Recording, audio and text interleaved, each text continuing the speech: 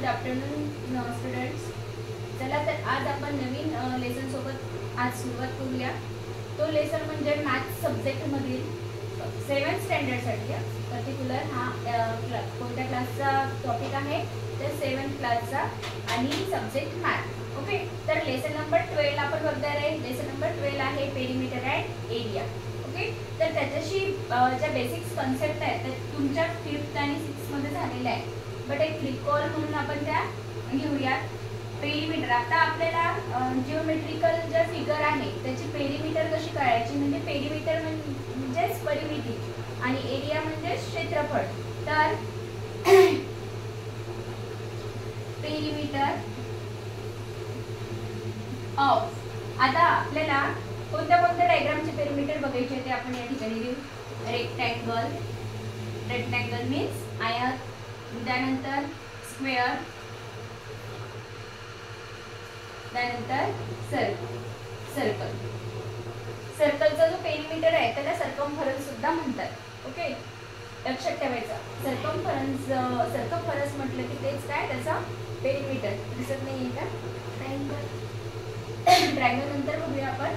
Perimeter of rectangle, square एक आपण नाव लिहून घेऊ. ट्रायंगलचं पण ठीक आहे.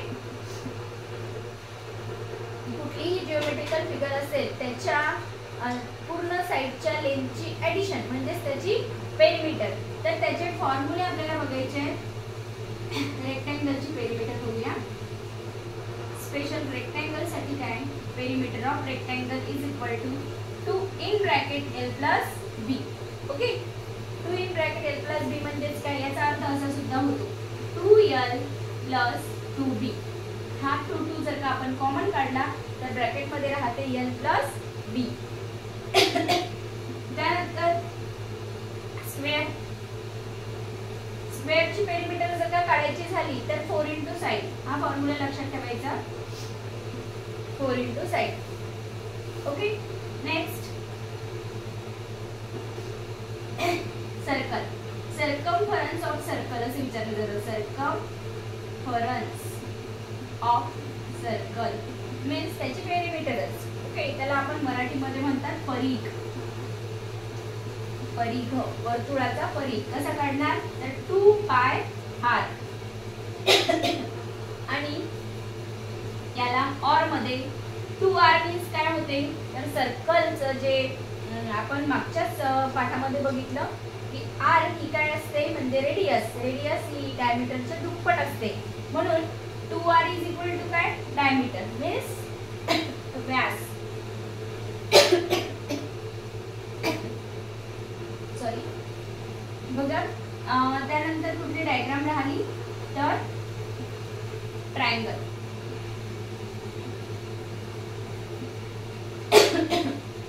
ट्रायंगलची पेरिमीटर काढायची झाली तर सपोज असा ट्रायंगल असेल ए बी सी, तर length of A B plus length of B C plus length of A C म्हणजे या तीनही बाजूंची लांबी. सपोज याची असेल x, याची असेल y, याची असेल z, तर x plus y plus z is the perimeter of triangle. Okay, अशा प्रकारे सगळ्या डायग्रामचे आपण काय काढणार, पेरिमीटर काढणार. अजून आपल्या लेसनचं नाव काय आहे, एरिया सुद्धा. पेरिमीटर सोबतच आपल्याला एरिया सुद्धा बघायचा आहे. आता विद्यार्थी मित्रांनो, आपल्या सर्वांना माहिती आहे की ट्रायंगल दिसला नाही. ओके, ट्रायंगल बघा. ट्रायंगलची पेरिमीटर म्हणजेच काय होती मी तुम्हाला सांगितलं ज्याप्रमाणे की असा एक ट्रायंगल आपण जर काढला ए बी सी आणि त्याची लांबी सपोज x सेंटीमीटर आहे एका साइडची, दुसऱ्याची y सेंटीमीटर आहे आणि तिसऱ्याची z सेंटीमीटर आहे. आणि तुम्हाला सांगितलं की या ट्रायंगलची काय करा, पेरिमीटर काढा. Triangle ABC. ABC नाव आहे ना याचं, तर याची पेरिमीटर काढायची म्हणजेच काय, आपण अशी काढणार length of AB plus length of BC plus length of AC. बघा डायग्राम मध्ये दिसते AB किती आहे, x आहे, BC किती आहे, y आहे आणि AC किती आहे तर z आहे. ही म्हणजे याची काय होईल, पेरिमीटर होईल. या ठिकाणी आपल्याला व्हेरिएबल्स दिलेले आहे. त्या ठिकाणी जेव्हा तुम्हाला क्वेश्चन विचारला जातो त्यावेळेला डिजिट दिलेले असतात.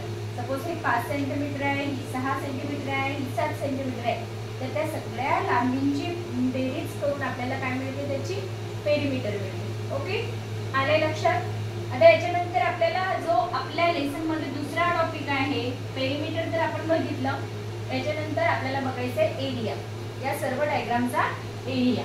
ठीक आहे. आता पेरिमीटरच्या जागी आपण काय लिहिणार आहे, एरिया. एरिया मीन्स क्षेत्रफळ. आपल्याला माहितीच आहे की एरिया म्हणजेच काय, की आपण किंवा एखाद्या आकृतीने आपण जिथे उभं राहतो आपण किती जागा व्यापली म्हणजे तो काय असतो, एरिया असतो. किंवा एखाद्या आकृतीने किती जागा व्यापलेली आहे तो म्हणजे त्या आकृतीचा एरिया असतो. तर तो एरिया आपल्याला फाइंड आउट करायचा आहे ट्रायंगलचा. सपोज ट्रायंगलचाच बघूया आपण आधी सुरुवातीला. ट्रायंगलचा एरिया जर का बघायचा झाला, सपोज राईट अँगल ट्रायंगल असेल, राईट अँगल ट्रायंगल असेल, एबीसी हा काय राईट अँगल ट्रायंगल आहे. तर त्याचा फॉर्म्युला काय असतो, हाफ इंटू हाफ मल्टिप्लिकेशनला काय असतं, तर right angle side forming right angle. ज्या साइड राईट अँगल फॉर्म करतात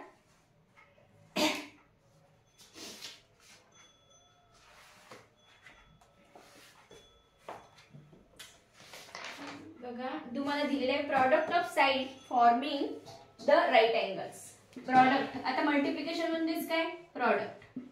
product of sides forming right angle. Right angle means काटकोन. राईट अँगल काटकोन 90 डिग्रीचा जो अँगल असतो त्याला म्हणतो आपण राईट अँगल. या ठिकाणी हा 90 डिग्रीचा अँगल आहे. मग कुठल्या साइड आहेत ह्या, प्रोडक्ट कशाचा, ए बी आणि बी सी ह्या दोन ज्या साइड आहेत त्या काय करतात, फॉर्म राईट अँगल फॉर्म करतात. त्या दोघांचं मल्टिप्लिकेशन म्हणजेच काय, त्या दोघांचं मल्टिप्लिकेशन आणि त्याची हाफ म्हणजेच area of the right angle triangle. Okay, area of the right angle triangle is equal to half into, या ठिकाणी कुठल्या साइड राईट अँगल फॉर्म करतात ते बघायचे, ए बी आणि बीसी. म्हणजेच ए बी आणि बीसी या दोघांचं मल्टिप्लिकेशन त्याची हाफ म्हणजेच area of right angle triangle ABC. Okay, for example हे दिलेलं आहे तुम्हाला. या ठिकाणी सपोज इथं 5 सेंटीमीटर असेल आणि हे 6 सेंटीमीटर असेल. ओके, तर कसं करणार आपण बघा, centimetre half into 5 into 6. So 2 1 जा 2, 2 3 जा 6.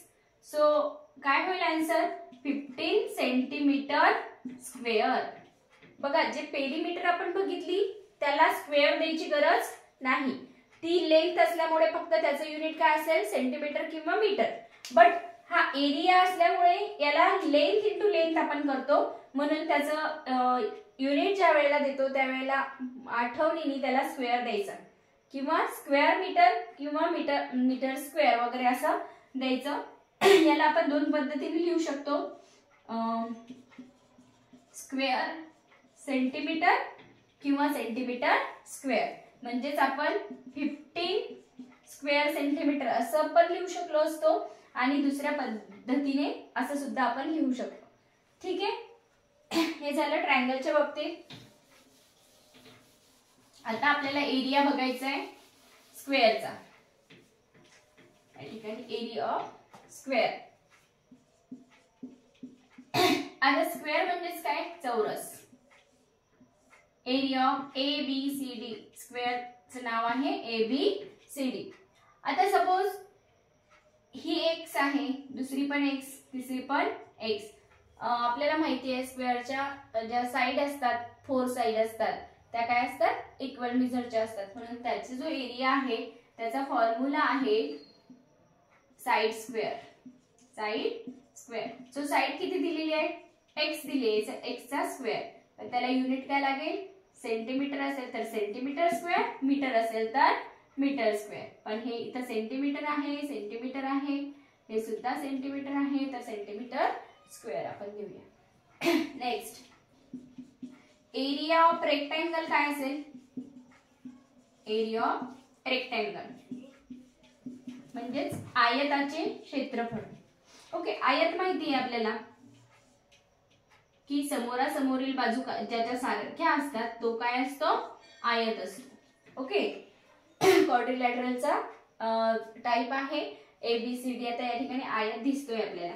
याचा जर एरिया म्हटला तर तो काय एकदम इझी फॉर्म्युला आहे L इंटू बी. ही आहे ब्रीथ म्हणजे रुंदी आणि ही आहे L मीन्स लांबी. तर L इंटू बी म्हणजे ब्रीथ म्हणजेच काय, या ठिकाणी सपोज लांबी आहे 10 सेंटीमीटर आणि रुंदी आहे 5 सेंटीमीटर. बघा या ठिकाणी BC 5 सेंटीमीटर आहे तर AD सुद्धा काय असेल? 5 सेंटीमीटरच असेल. AB आणि DC सुद्धा 10 सेंटीमीटर असतील.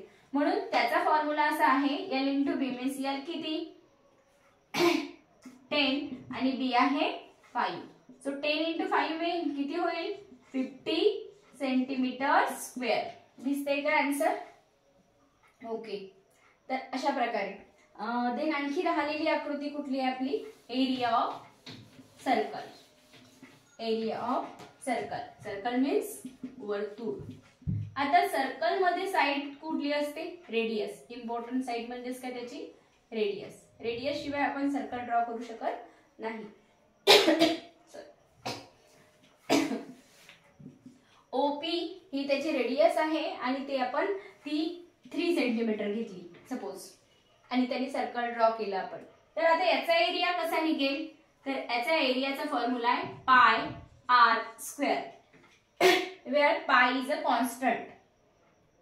एक स्थिरांक आहे पाय आणि त्या पायची व्हॅल्यू असते 22/7 किंवा 3.14.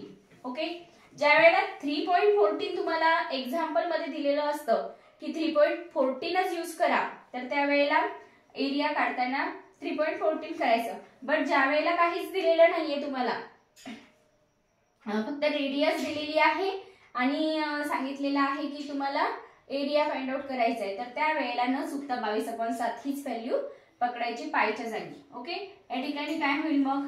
आता सपोज 3 सेंटीमीटर न घेता आपण 7 सेंटीमीटर घेऊ रेडियस. आणि जनरली तुम्हाला जी रेडियस आहे सर्कलची ही 7च्या मल्टिपलच दिलेली असते, म्हणून आपण 7 किंवा 14 किंवा 21 वगैरे घ्यायची. ओके, पायची व्हॅल्यू काय? एक फॉर एक्झाम्पल आपण सॉल्व्ह करून बघूया. पाय इज इक्वल टू 22/7 आणि r स्क्वेअर मीन्स 7चा स्क्वेअर. सो 7चा स्क्वेअर आहे म्हणजे 1 स्क्वेअर काय होईल? कट होईल. म्हणजेच राहिलं काय? 22 इंटू 7. सो 22 इंटू 7 यांचा आन्सर काय येईल? मल्टिप्लिकेशन करून बघूया आपण.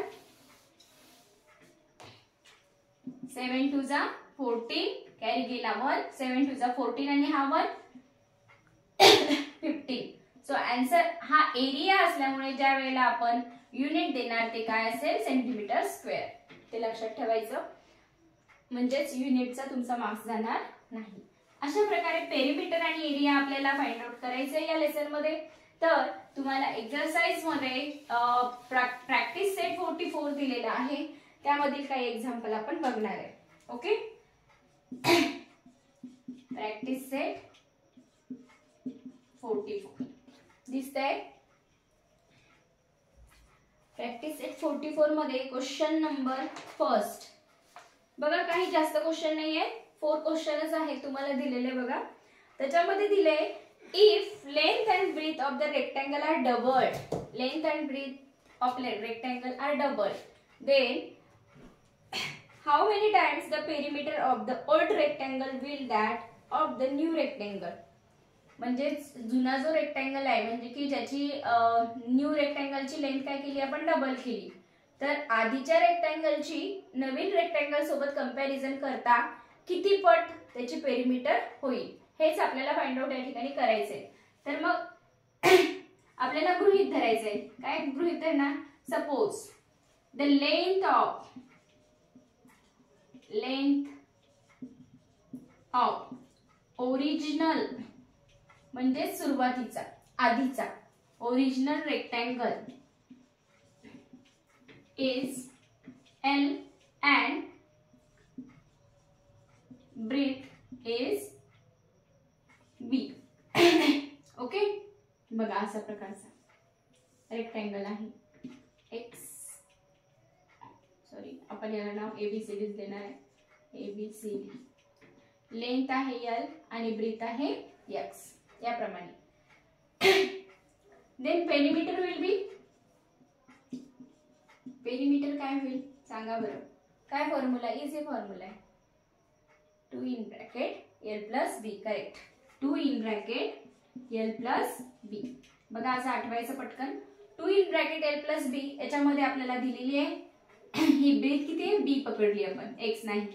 ठीक आहे, तर हा A आहे नाव दिलेलं. ओके, नंतर 2 in bracket L किती आहे, फॉर्म्युला तो आहे, फॉर्म्युला L plus B आहे. आणि आपल्याला या ठिकाणी L ही लेंथ आहे आणि B ही ब्रीथ आहे. देन आपण new rectangle, length of new rectangle असं लिहिणार. Length of new rectangle is double केली आहे म्हणजेच काय, दुप्पट केली आहे. न्यू रेक्टँगल हा अशा प्रकारचा BQRS आपण पकडणार. याची 2L केली आणि याची 2B केली. लेंथ आणि ब्रेथ बोथ डबल केल्या. ओके, तर मग काय होईल, is 2L and breath is 2B. Then perimeter will be 2 in bracket L plus B होता, तर इथे L आहे 2L आणि B आहे 2B. सो काय होईल बघा बरं, या ठिकाणी हा 2 ऍज इट इज राहील. दिसत नाहीये. ओके, समोर करूया आपण. इकडे दिसतंय का, हा 2 ऍज इट इज राहील. हा, आणि यामधला हा 2 आणि हा 2 यातला काय होईल, कॉमन 2 याच्या सोबत मल्टिप्लिकेशनला राहील आणि ब्रॅकेट मध्ये राहते फक्त L plus B. सो काय होईल, 2 into 2 4 L plus B. दिसतंय का हे, खालचं दिसत नाहीये. ठीक आहे, या ठिकाणी दिसतंय का, तर ते काय, याला आता कम्पेअर करायचं. याला द्यायचं इक्वेशन नंबर फर्स्ट अँड याला द्यायचं इक्वेशन नंबर सेकंड. ठीक आहे, आता ऑब्झर्व करा बरं, आपल्याला दिलेलं आहे त्याच्यावरून आपण काढलं. ओरिजिनल जो रेक्टँगल होता त्याची लेंथ होती L आणि ब्रीथ होती B. बट जेव्हा न्यू रेक्टँगल फॉर्म झाला तेव्हा त्याची लेंथ झाली 2L आणि ब्रीथ झाली 2B. तर याच्या पेरिमीटरची जेव्हा आपण कंपॅरिझन करू तर त्या ठिकाणी याची पेरिमीटर दिसते 2L plus B आणि याची दिसते 4L plus B. तर काय झाली आहे, किती पट झालेली आहे चेंज ते आपल्याला लिहायचं आहे. सो 2 2 चा काय होईल 4, सो डबल होईल. सो पेरिमीटर ऑफ, हे आपला answer, perimeter of new rectangle is doubled or 2 times म्हणणार आपण, डबल किंवा 2 times, doubled than original rectangle. This is our answer. Okay.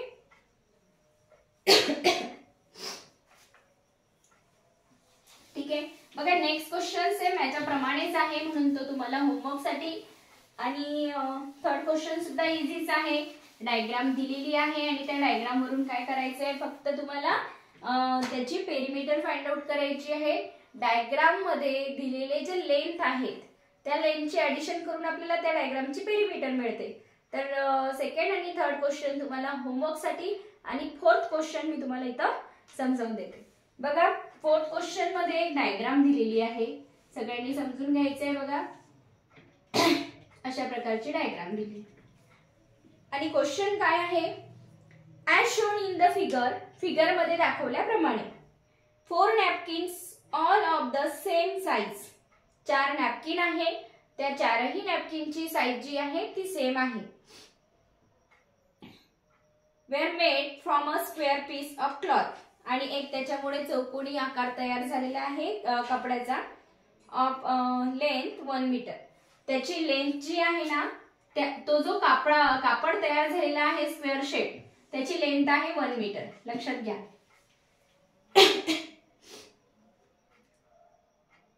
What length of lace will be required to trim all 4 sides of the all napkins? 4 napkins आहेत छोटे छोटे आणि ते join केलेले आहेत आणि ते जॉईन केल्याच्या नंतर एक बॉक्स टाइप म्हणजे स्क्वेअर टाइप किंवा स्क्वेअर शेप एक क्लॉथ तयार झालेला आहे. तर त्या आपल्याला असं विचारलेलं आहे ह्या चारही नॅपकिनला जर लेस लावायची असेल आपल्याला तर त्याची लेंथ किती आहे. ओके, ते म्हणजेच काय पेरिमीटर काढायचं आपल्याला 4 नॅपकिनचं. ठीक आहे. ओके, तर ते सॉल्व करण्यासाठी बघा आपण कशा पद्धतीने सॉल्व करणार आहे.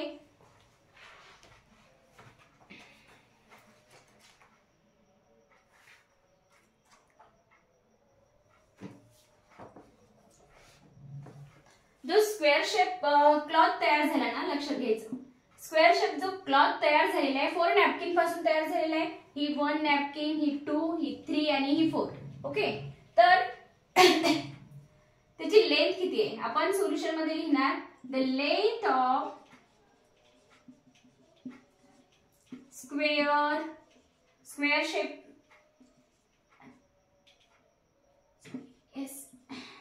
शेप क्लॉथ, जो कापड स्क्वेअर शेप तयार झालेला त्याची लेंथ किती आहे इज 1 मीटर. ओके,